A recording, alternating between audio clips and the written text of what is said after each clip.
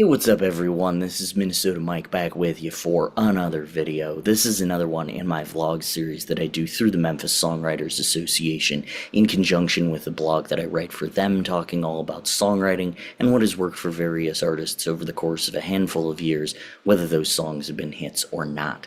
So this latest kick that I'm on is called The Animal Years, and these are all songs about animals, mostly metaphorically, but, people who exhibit those characteristics. And sometimes places as well.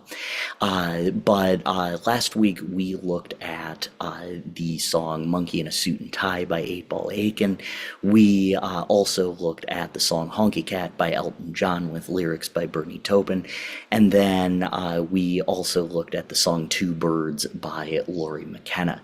This week we started off by looking at Chappell Roan's Pink Pony Club, and now we are going to shift gears and talk about a Josh Ritter song called Wolves.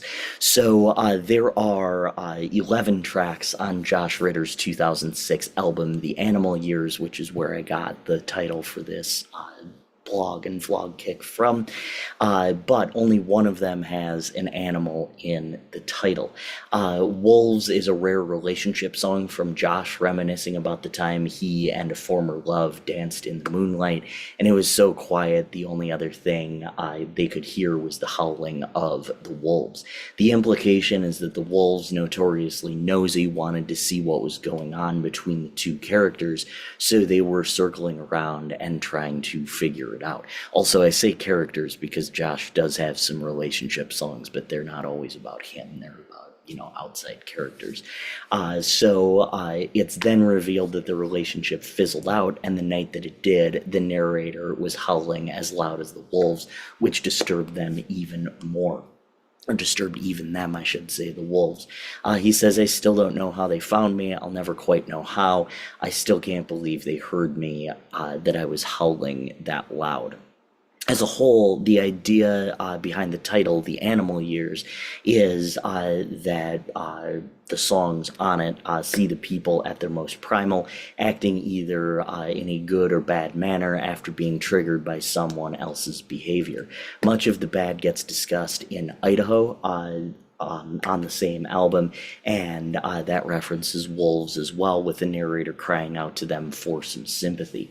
But in this particular one, the visual is used, yet the narrator is so spooked by his own behavior that he doesn't even know what to do with it, and that's the key difference. So melodically, the song uses piano and drums prominently. You can play the song on guitar with a capo on the second fret, but I'm sharing the piano chords and it will work just as well without the capo on the guitar. The whole song is built around the main riff of D, E minor, and G, and the song is written in D major, so this is a 1-2-4 pattern. The plagal or amen cadence used here works tremendously well, because although it reads as a sad song, it plays as a nostalgic one, with him almost bragging about the rise and fall of this relationship equally as much. Some he's bragging about the rise, some he's bragging about the fall. Once again, credit for the piano on this song goes to Sam Casserier, who has no idea who I am, but his mom once commented on a Josh-related blog I posted to a fan page, so at least someone agrees with me about how awesome he is. So structurally, the song uses a verse, chorus, verse, chorus, verse, chorus format. This is a simple structure, and what makes that work is the fact that the feel is even throughout. So even in the second verse when he mentions the relationship ending, and the last verse when he mentions the wolves crowding around to see what happened to this guy, it's sung with the same amount of adulation that was present when the relationship was going well. There's no need for a bridge for the narrator to say, wait a second, I'm mad, as the story is told objectively, even though it's told in that first person perspective. From a character's perspective, it's not like, oh, Josh has nothing to do with this, right, as the writer or the narrator. So that's a really interesting choice, I believe. you can listen to Wolves below. I do want to close by saying that Josh actually has many other songs that discuss animals.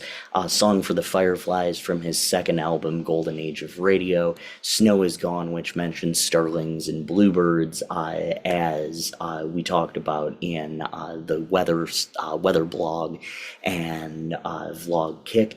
Historical Conquests to the Dogs or Whoever. The title is not actually used in the lyrics, but the song starts off with Deep in the Belly of a Whale Somewhere, so it still, alludes to some animals in addition to the title.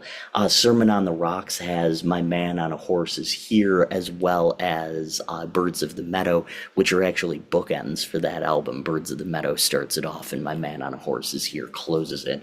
Spectral Lines has Horse No Rider, and I Believe in You, My Honeydew has a song called Thunderbirds, so Josh loves writing about animals. But anyway, you can listen to this animal song, Wolves, below. It is linked in the description of this video. I'm Minnesota Mike. Thank you so much for tuning in. Make sure you check out all of my other blogs on the Memphis Songwriters Association website, as well as all of my vlogs, which can be found right here on YouTube. I'm Minnesota Mike. Thank you so much.